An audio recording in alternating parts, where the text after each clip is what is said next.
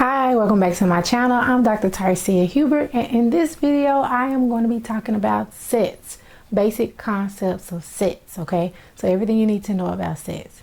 So let's get started. So a set is just a collection of objects. You can have any kind of objects. Anytime you have a collection of objects, you have a set, right? The objects are called elements, also sometimes called members. So the objects of the set are the elements of the set or members of the set. And then we have what's called well-defined. You have a well-defined set if the members of the set are clearly defined, okay? So you might be thinking, well, what's well-defined? So let me give you some examples. So you can have a set of female artists, singers, right? Female singers. You can actually define who the female artists are. Right? You have Beyonce, Jennifer Lopez, Shakira. You could probably name a whole bunch of other female singers, right? But that's a set of female singers. You could say American singers, female American singers. But what if I said the set of the worst female singers or the best female singers? In that case, that is not a well-defined set because that is very subjective and not objective, meaning the best female singers to me may not be the best female singers to you. Like to me, Beyonce is the best singer, but she might not be the best singer to you. So that set is not well defined. It will change from person to person, okay? So we have this set, which is a collection of objects. We have the elements of the set, and then we also have well-defined sets. We want to be working in this class with well-defined sets only, all right? So there are three ways that you can describe sets. The first way is using what we call a word description, and that's just basically words to describe the set. The second way is using the roster method, okay?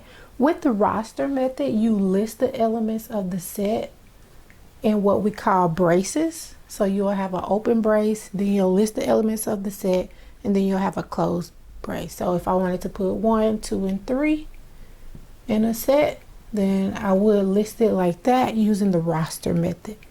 All right. And then the third method for describing sets is what we call set builder notation. And set builder notation is basically where you write out the properties that all the members of the set or all the elements of the set must satisfy. Now, usually when you use the set builder notation, you will put a brace and then you'll put X and a line. This line means such that. Okay, so if I wanted to say it's all of the members X such that X is less than 5. So this is saying that every number less than 5 is included in this set. And this is a way to describe it using set builder notation. So whenever you use set builder notation, you still write the braces, but you'll have X or whatever you want to use to denote the members of the set. We typically use X. You'll have this line, which means such that. And then after that line, you write the properties of the members of the set. And so in this case, I have all of the numbers that are less than 5. So those are your three methods for describing sets. For example, let's say we have the set D, which is the set of days of the week. So my word description is D is the set of days of the week. So my roster method for that set would be, okay, what are the days of the week?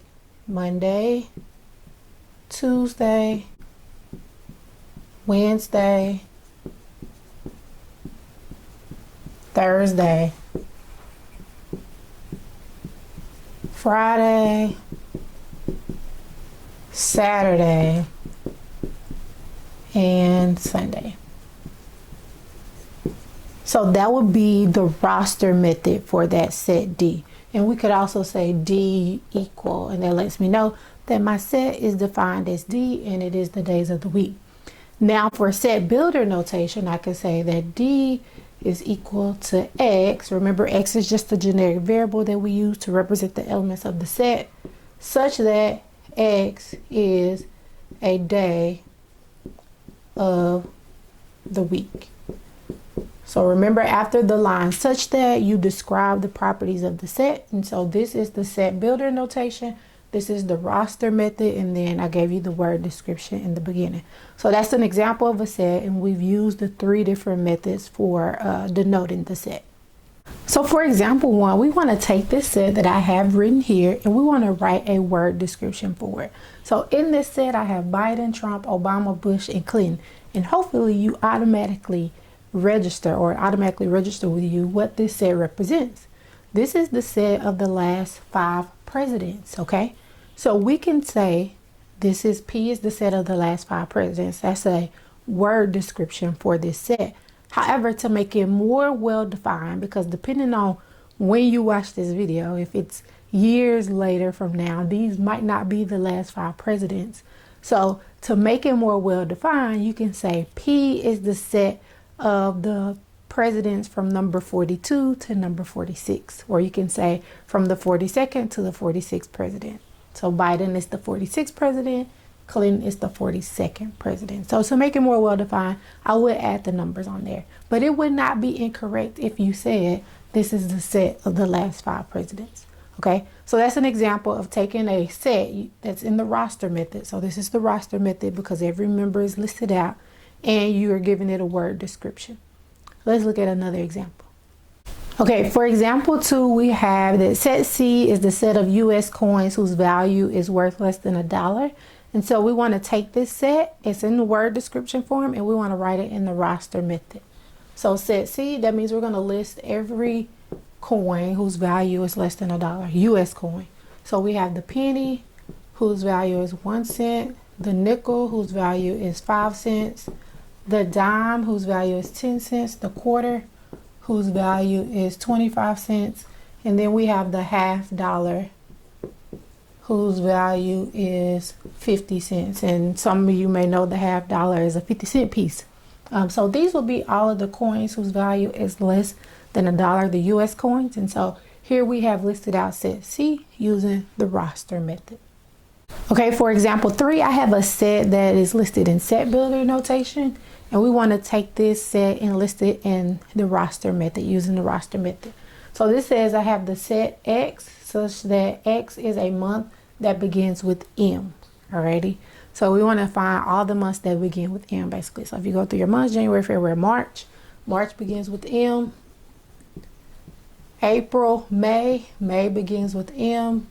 June, July, August, September, October, November, December. Those are the only 2 months that begin with the letter M. So your roster method set will be March and May. So that's how you take this set that's expressed in set builder notation and list it using the roster method. Now I have another definition for you, and this one is the empty set, also known as the null set. The empty set is the set that has no elements. So there is nothing inside the set. Now, one thing I don't want you to get confused with is if it has 0, if a set has 0 in it, it's not considered the empty set. All right. So an empty set we denote as a brace with nothing in it. So these are braces that has nothing in it. But we also denote it as a circle with a line or a slash through it. This means empty set, and this also means empty set. Okay. So let's look at an example. For example 4, we have a multiple choice question. It says, which of the following is the empty set? Okay, so we want to go through each of these, and we want to determine which one is equivalent to the empty set. So this first one is the set with 0 in it. So this is what I was saying earlier. Because it has 0 in it, it doesn't mean it's an empty set. This actually has an element in it. The element is 0. So because it has an element in it, it is not the empty set. Remember, empty set is a set that has nothing in it. Now B is 0. Well, this isn't even a set. This is just a number. It has to be denoted in set notation in order for it to be a set. And so 0 is just a number. So that's not even a set. So it can't be the empty set. Now C says, this is in set builder notation. It says it's X such that X is a number less than 4 or greater than 10. So what's less than 4? Well, you got 3, you got 2, you got 1. What's greater than 10? You got 11, you got 12, you got 13. You have a lot of different numbers that are in this set.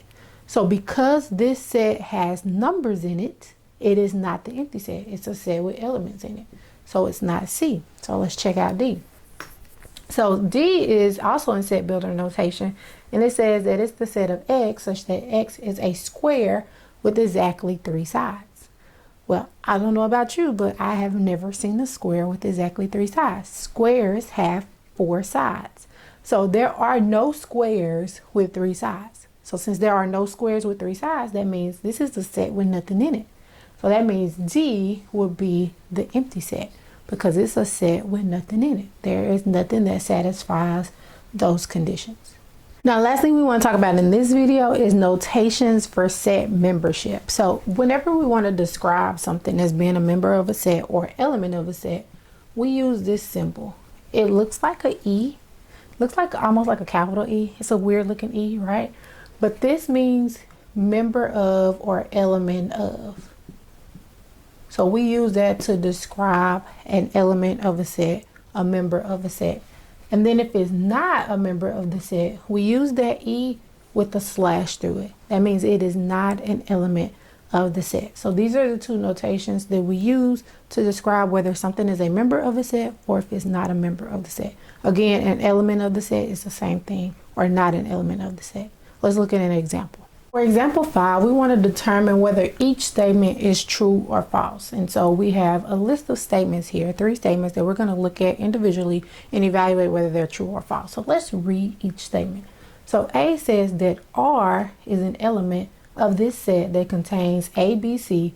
Now these dots means you continue going on in that pattern until you get to Z. So that means A, B, C, D, E, F, G, H, I, J, K, L, M, N, P, all the way to Z. So that means all of the alphabet basically. So R is an element of the alphabet, which is true. R is a member of the alphabet. So this statement would be true. Alrighty. Now this one says that 7 is not an element of this set. Well, this set contains the numbers 1 through 5. And 7 is not between 1 and 5. So 7 is not an element of this set. So that one will also be true. All right. Now this last statement C says that the set A is an element of the set A and B. Now this is different from just saying A is an element of A and B. This says that the set A. So this means that this full set is an element of this set, which is not true. This is false. Okay. Why is this one false? Because it has a set. This says that a set is a member of another set, which could happen, but in this case, it doesn't happen.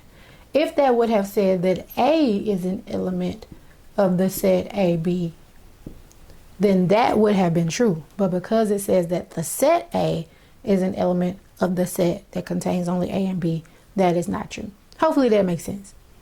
If you got a question about it, put it in the comments or send me an email and I will respond to you, okay? So this is how you write set notation. This is how you write that something is a member of some set or that something is not a member of some set. So what have we talked about in this video? We talked about what is a set, what is a member of a set, how is a set well defined, how do you write sets? You write them using word descriptions, set builder notation, and the roster method. We also talked about what is the empty set, and then we also talked about how you list out elements of the set. How do you denote that something is a member of a set and it's not a member of a set?